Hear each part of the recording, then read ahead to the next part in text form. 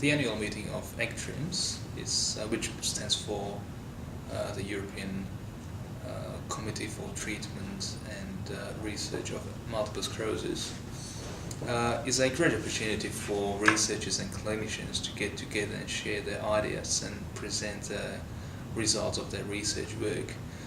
This year, the ACTRIMS/ACTRIMS, which stands for the American variant of ACTRIMS, was a pooled meeting of both societies in Boston. And it was a great opportunity, as I said, to share the research ideas and for the two communities to get together. It was actually the largest ever meeting of researchers and clinicians dealing with multiple sclerosis.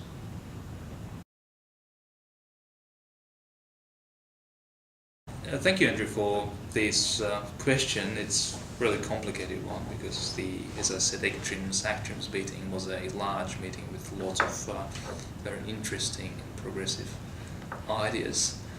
So I'd like to highlight three areas that I found particularly interesting. The first of them being a report presented by Professor Ludwig Kappos on the outcomes of the DECLINE Phase 3 trial, which was a trial of daclizumab versus intramuscular interferon beta in relapsing remitting MS. They reported that daclizumab, which is a monoclonal antibody against a part of interleukin-2 receptor, which is a receptor which sits on top of T cells, and it's actually been used before in areas such as transplantation medicine to suppress graft rejection through blocking the activity of T cells. So this monoclonal antibody now found its way into research into multiple sclerosis. And it was shown that it's more potent treatment of multiple sclerosis activity than interferon, and it decreased the relapse rate by 45%. And it decreased the incidence of enhancing lesions on MRI by 54%.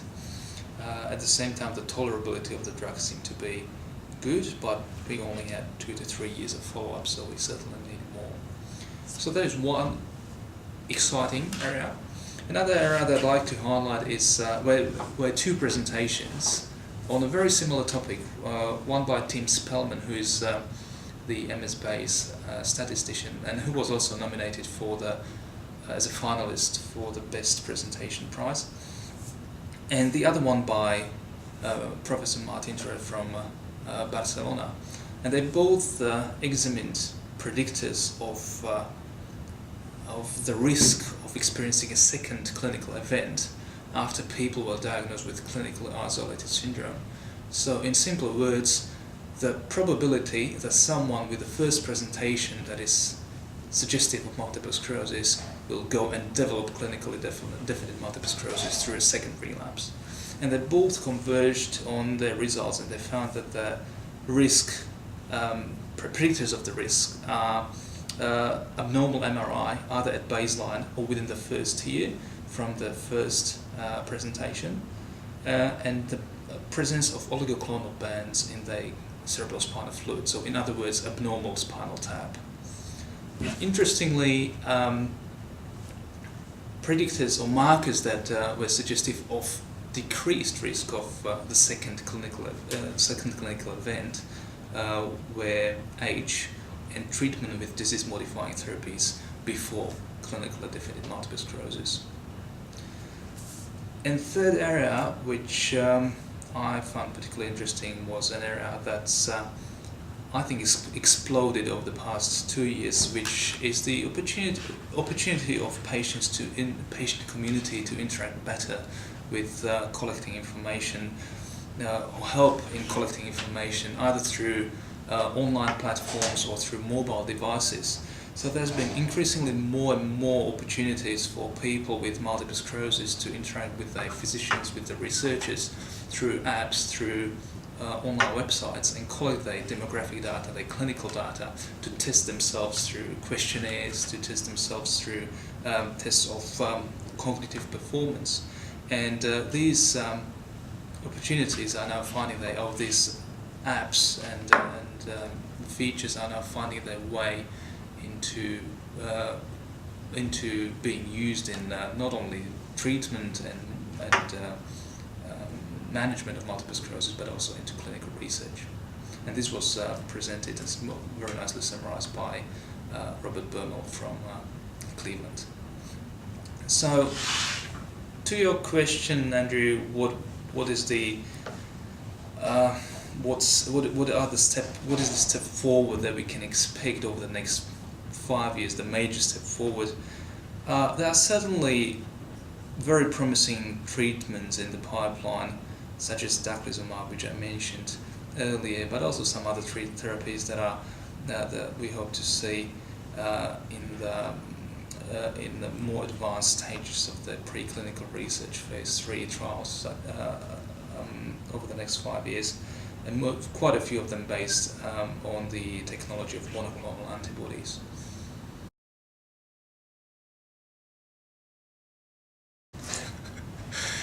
Thank you, Andrew, for a very stimulating question. I'm happy to say that we becoming gradually more and more collaborative group around the globe. And that's mostly thanks to collaborative initiatives, large collaborative projects such as the IMSGC, the International Multiple Sclerosis Genetic Consortium, or the project that I work closely with, the MS-BASE registry. Thanks to these cohorts, we are not only able to address questions that we wouldn't be able to address in our relatively limited data from individual clinical and research centers, but we are actually able to combine our knowledge and know-how and also the power of large data to answer these questions more directly than ever before.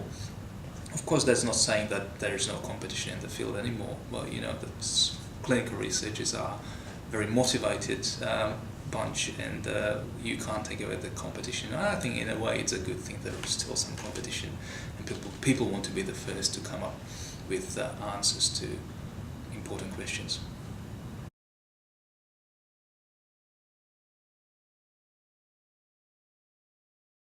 Thanks, Tony, for these two questions.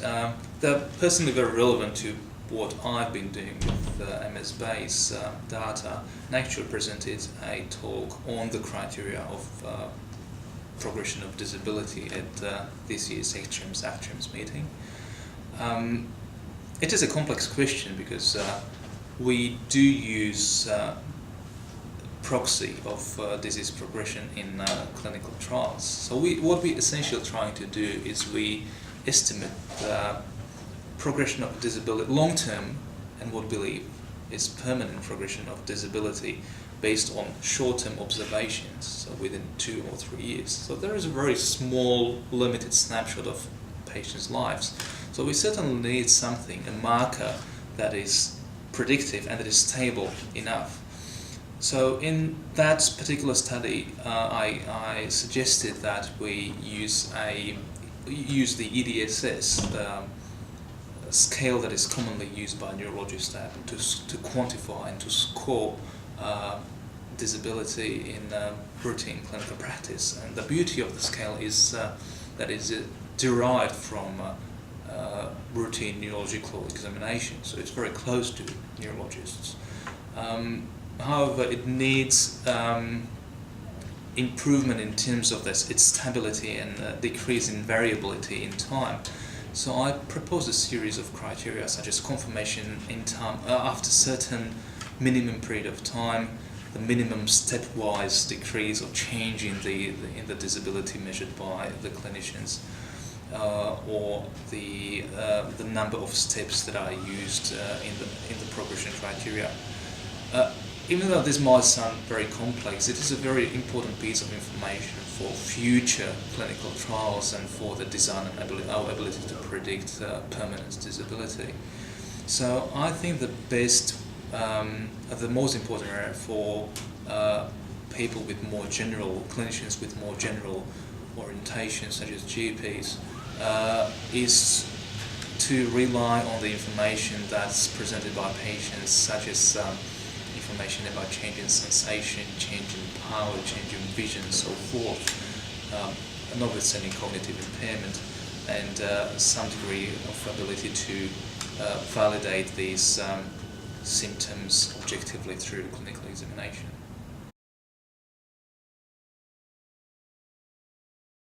This is a very interesting question, Brad. How we use MRI at the moment is mostly as a diagnostic tool, but I think there is much more value in it. And what we see from some studies, there are not too many of them, but there are already some, is that we can use it as a predictor to a certain extent of future disability, with certain limitations, of course, because multiple sclerosis is a very variable disease. But there were studies, particularly in early multiple sclerosis, that looked at the ability of specific MRI markers, more specifically what we call volumetric markers, which is measurement of volumes of certain parts of brain, to predict the future course or trajectory of the disease for individual patients and where they will be in terms of disability. It is still requiring more validation to be able to say MRI changes go together with disability, and probably every clinician will be able to tell you, to give you a few examples of patients who have very bad MRI clearances but still very little disability accumulated at that time. That is an important question, and the question is whether a bad MRI appearance suggests that in the future something is going to change, if in the future some patients are going to develop more disability. So these questions are of interest and require more validation. That was an interesting presentation at this year's ACTRIMS given by Maria Piasarmani from Genoa about the relevance of MRI markers and their potential association with clinical outcomes. So it's something worth having a look at.